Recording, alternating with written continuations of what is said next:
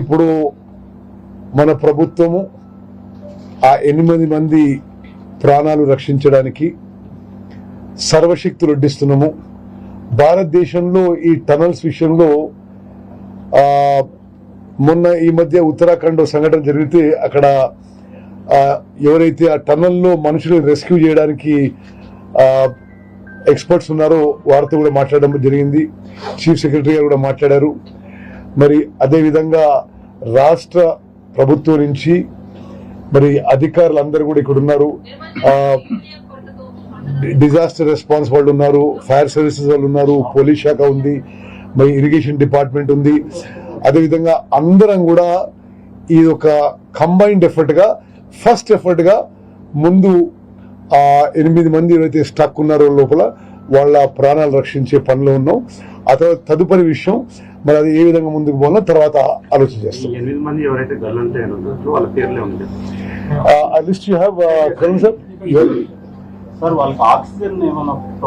అంటే వీరేమంటారంటే వెంటిలేషన్ కి ప్రాబ్లం ఉండదు. ఓకే, బట్ వీళ్ళందరూ కూడా ఉత్తరప్రదేశ్, జార్ఖండ్ వాస్తవ్యులు. ఒక ప్రాజెక్ట్ ఇంజనీరు, ఒక ఫీల్డ్ ఇంజనీరు, ఒక 4 లేబర్ జార్ఖండ్ నుంచి వాళ్ళు ఈ జయప్రకాష్ అసోసియేట్స్ కంపెనీలో ఇక్కడ పనిచేస్తున్నారు. అదేవిధంగా ఈ అమెరికన్ కంపెనీ రాబిన్స్ కంపెనీలో ఒక ఆయన జమ్మూ అండ్ కాశ్మీర్ నుంచి, ఒక ఆపరేటరు, మిషన్ ఆపరేటరు, ఇంకో ఆయన పంజాబ్ నుంచి. వీళ్ళు ఇక్కడ పనిచేస్తూ ఇప్పుడు లోపల కొంత వాళ్ళని రెస్క్యూ చేయడానికి మేము అన్ని సంపూర్ణ ఎఫర్ట్స్ పెట్టినాం. పేర్లు లిస్ట్ ఇస్తాను మీకు.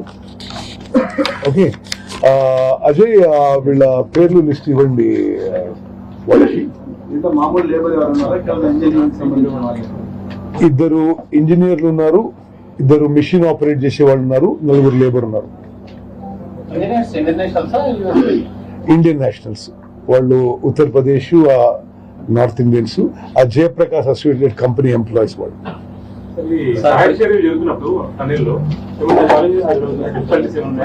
అంటే ఇప్పుడు ఉన్నాయి, ఎందుకంటే వాళ్ళు ఇప్పుడు అది పూర్తిగా ఏదైతే అక్కడ జియోలజికల్ గా డిస్టర్బెన్స్ వాళ్ళకి పక్కన వినపడదు టనల్ కి, అది పూర్తిగా స్టెబిలైజ్ అయిన తర్వాత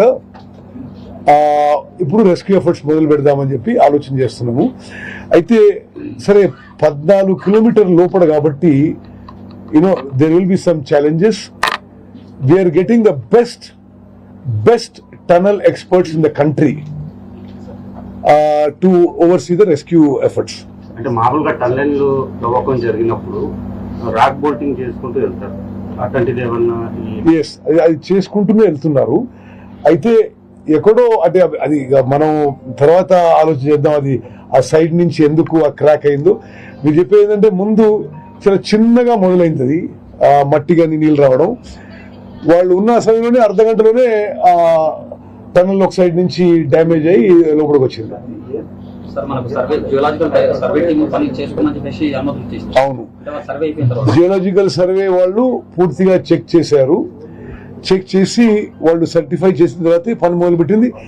when did the geological survey come recently? 3-4 రోజుల క్రితం కూడా వాళ్ళు వచ్చారు. జియోలాజికల్ సర్వే వాళ్ళు వచ్చారంటే మీరు అంతా తెలుసు కదా. వాళ్ళు చెక్ చేసి పోయారు. మరి సరే ఇది మరి ఏం జరిగిందో అది తర్వాత మనం ఆలోచన చేద్దాం. ఇప్పుడు ముందైతే ఆ ప్రాణాలు రక్షించుకోవడానికి మా సంపూర్ణ ఇలా నైట్ వరకు చేరుకుంటాయి. ఓకే, అంటే ఇప్పుడు సరే వీళ్ళకి మద్దతుగా ఏది ఇక్కడ పనిచేసే జేపీ కంపెనీ కానీ, రాబిన్స్ కంపెనీ కానీ, రాష్ట్ర ప్రభుత్వం, ముఖ్యమంత్రి గారితో సహా మేమందరం కూడా సంపూర్ణంగా వారి వెంబడి నిలబడ్డాము. అదేవిధంగా రాష్ట్ర ప్రభుత్వం నుంచి భారత సైన్యాన్ని, నేషనల్ డిజాస్టర్ రెస్పాన్స్ ఫోర్స్ కూడా మేము వారిని విజ్ఞప్తి చేశాం. రాత్రి వరకు కూడా అందరు వస్తారని చెప్పి మా నమ్మకం. ఎవరు లైవ్ లో ఉన్నారు? అది ఇప్పటి వరకు మాకు సమాచారం లేదు, బట్ ఉండుంటారనే హోప్ తోని ముందుకు పోతున్నాం.